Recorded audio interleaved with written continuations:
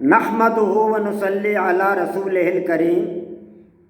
عزیزان محترم، میں Muhammad Aslam Dode, chairman liberal party Pakistan, آپ سے مخاطب ہوں اور آپ دیکھ رہے ہیں liberal party Pakistan YouTube channel. پیش خدمت ہے پروگرام ایمان اور اس کی شاخیں۔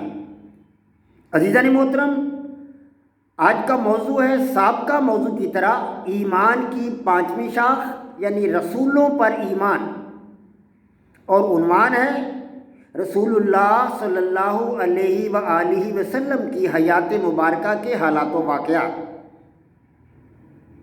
عزیزان محترم، میں آپ کو گزشتہ سے پیوستہ ایپیسوڈ میں یہ بتا چکا ہوں کہ صلح حدیبیہ کے بعد حضرت صلی اللہ علیہ وآلہ وسلم مکہ والوں کی طرف سے مطمئن ہو گئے تھے، کیونکہ ان کے ساتھ 10 سال جنگ نہ کرنے کا معاہدہ ہو چکا تھا۔ لہذا کفار مکہ کی طرف سے اب کسی قسم کا کوئی ڈر اور خطرہ نہیں تھا کہ وہ مدینہ پر حملہ آور ہو سکتے ہیں۔ تو یہ ایک پرسکون وقت تھا۔ اس وقت سے فائدہ اٹھا کر حضرت صلی اللہ علیہ وآلہ وسلم نے عرب کا جو علاقہ تھا جزیرۃ العرب، اس کے اطراف کے جو بادشاہان تھے، جو فرما روایان تھے، اپنی اپنی ریاستوں کے راجے مہاراجے تھے، ان کی طرف خطوط لکھے، اپنے نامہ مبارک ان کی طرف بھیجے اور انہیں اسلام کی دعوت دی۔ 8 شخصیات ایسی تھی جن کی طرف آپ صلی اللہ علیہ وآلہ وسلم نے خطوط لکھے۔ ان میں سے 3 نے تو اسلام قبول کر لیا اور آپ صلی اللہ علیہ وآلہ وسلم کی اطاعت میں آ گئے۔ 5 نے انکار کیا، اور وہ پانچوں کے پانچوں اللہ تبارک و تعالیٰ کے پیارے حبیب حضرت محمد مصطفیٰ صلی اللہ علیہ وآلہ وسلم کی پیشین گوئی کے مطابق تباہ و برباد ہو گئے۔ حضور پاک صلی اللہ علیہ وآلہ وسلم نے حارث بن عمر ازدی، جو آپ کے ایک معروف صحابی تھے رضی اللہ تعالیٰ عنہ، ان کے ہاتھ کیسر روم کے نام اپنا نامہ مبارک ارسال کیا تھا،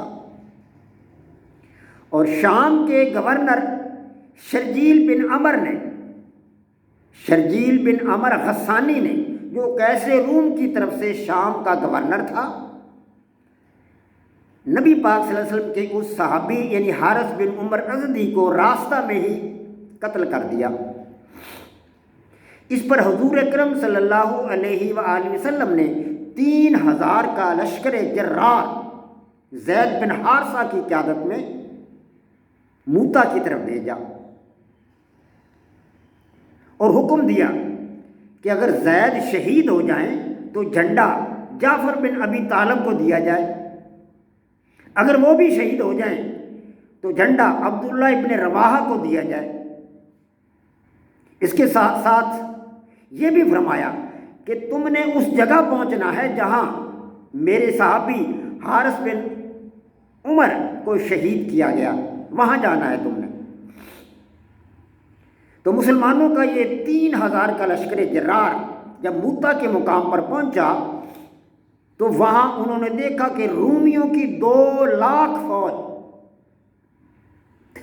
3000 کے مقابلہ میں 2 لاکھ فوج ان کے مقابلہ کے لیے تیار کھڑی تھی۔ مسلمان ان کے مقابلہ میں صرف 3000 تھے، فقط 3000، تاہم مسلمان ان کے ساتھ بے جگری سے لڑے۔ اللہ اکبر! کہاں 2 لاکھ اور کہاں 3000 کا مقابلہ۔ زید بن حارثہ کا ایک ہاتھ کٹ گیا۔ اللہ کے نبی نے کس طرح صحابہ کرام کو تیار کیا تھا، کتنی ان کی تیاری کی تھی۔ صحابہ اپنی جان ہتھیلی پر رکھ کر میدان جنگ میں کود جاتے تھے۔ ایک ہاتھ کٹ گیا تو جھنڈا دوسرے ہاتھ میں لے لیا۔ اللہ اکبر! ایک ہاتھ کٹ گیا تو جھنڈا دوسرے ہاتھ میں لے لیا، دوسرا بھی کٹ گیا، اللہ اللہ، دوسرا ہاتھ بھی کٹ گیا تو جھنڈا اپنے سینے سے لگا لیا۔ اس زمانہ میں یہ دستور اور رواج ہوتا تھا کہ جھنڈا گر جاتا تھا تو یہ سمجھا جاتا تھا کہ مقابلہ ہار گئی وہ فوج، جن کا جھنڈا گر گیا وہ فوج مقابلہ ہار گئی۔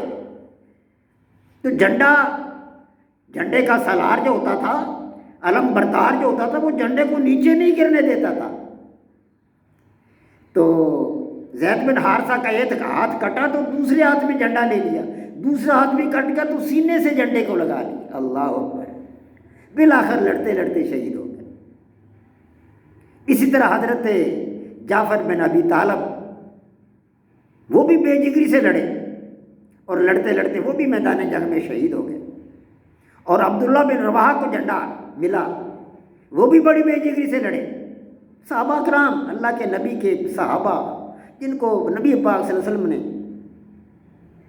تیار کیا ہوا تھا، ان کے من کے اندر ایک شمع روشن تھی، جہاد کی شمع، بے جگری سے لڑے عبداللہ ابن رواحہ، اور وہ بھی میدان جنگ میں شہید ہو گئے۔ اور یہ سارے کے سارے واقعات، حضرت زید بن حارثہ کی شہادت، اور پھر اس کے بعد حضرت جعفر بن ابی طالب کی شہادت، اور پھر اس کے بعد حضرت عبداللہ ابن رواحہ کی شہادت، یہ سارے کے سارے واقعات نبی علیہ الصلوۃ والسلام مدینہ پاک میں بیٹھے بیٹھے اپنے صحابہ کو بیان کر کے سنا رہے تھے، جیسے وہ خود دیکھ رہے ہوں، جیسے وہ خود دیکھ رہے ہوں میدان جنگ کو۔ نبی علیہ الصلوۃ والسلام میدان جنگ کے حالات دیکھ رہے تھے اور صحابہ کرام کے سامنے بیان فرما رہے تھے کہ زید بن حارثہ کا ایک ہاتھ کٹ گیا، میرے صحابہ، انہوں نے جھنڈا دوسرے ہاتھ میں لے لیا، دوسرا ہاتھ بھی کٹ گیا، تو انہوں نے جھنڈا سینے سے لگا لیا، اور اب وہ شہید ہو گئے، اور اب جھنڈا جعفر بن ابی طالب کے پاس ہے۔ اللہ اکبر، وہ بھی شہید ہو گئے، اب جھنڈا عبداللہ ابن رواحہ کے پاس ہے، وہ بھی شہید ہو گئے۔ تو عبداللہ ابن رواحہ کی شہادت کے بعد مسلمانوں نے اجتماعی فیصلہ کیا، اور یہ فیصلہ کیا کہ جھنڈا حضرت خالد بن ولید کو دے دیا جائے۔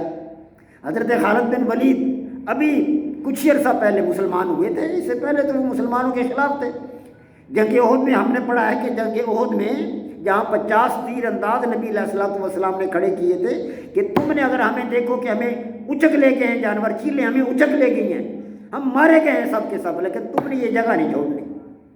لیکن افسوس کہ یہ بات جب مسلمانوں نے فتح حاصل کر لی احد کے میدان میں، مسلمان کامیاب ہو گئے، کفار بھاگ گئے، تو وہ 50 تیر انداز جو تھے ان میں سے اکثر نے جگہ چھوڑ دی کہ اب تو ہم جیت چکے ہیں، جگہ چھوڑتے گئے۔ تو پیچھے سے یہ خالد بن ولید جو ابھی تک مسلمان نہیں ہوئے تھے، انہوں نے پیچھے سے حملہ کر دیا اور مسلمانوں کے اوزان خطا ہو گئے، اور جو فتح تھی جنگ احد کی وہ اب شکست میں بدلنے لگی۔ لیکن پھر مسلمان بے جگری سے لڑے اور بالآخر کفار احد کے میدان میں بھاگ گئے۔ تو یہی خالد بن ولید تھے، یہ ابھی مسلمان ہوئے تھے، تو اب جھنڈا حضرت خالد بن ولید کو دیا گیا۔ تو حضرت خالد بن ولید جان توڑ کر لڑے، بڑے جری اور بہادر مسلمانوں کے سپہ سالار گزرے حضرت خالد بن ولید، بے شمار جنگوں میں حصہ لیا اور دعا کیا کرتے تھے کہ یا اللہ پاک شہادت کی موت نصیب فرما، لیکن قسمت میں لکھی ہوئی نہیں تھی، بسترے مرگ پر اللہ کے ہاں پہنچ گئے۔ اللہ اکبر۔ تو خالد بن ولید نے مطلب اتنی بے جگری سے لڑے کہ رومیوں کے پشتے لگا دیے۔ رومی دیکھ کر ڈرتے تھے، خوف زدہ ہو جاتے تھے کہ یہ جنات ہیں یا کوئی انسان ہے، حتیٰ کہ رومی 2 لاکھ کی تعداد میں رومی صرف 3000 کے مقابلہ میں پسپا ہونے پر مجبور ہو گئے، پسپا ہو گئے، اور مسلمان 2 لاکھ کے مقابلہ میں صرف 12 مسلمان شہید ہوئے، صرف 12 جنگ موتا میں، اور باقی ماندہ ساری کی ساری سپاہ اللہ تبارک و تعالیٰ کے فضل و کرم سے حضرت خالد بن ولید رضی اللہ تعالیٰ عنہ پوری کی پوری فوج کو واپس مدینہ لانے میں کامیاب ہو گئے۔ وما علینا الا البلاغ۔ پاک فوج زندہ باد، پاکستان پائندہ باد۔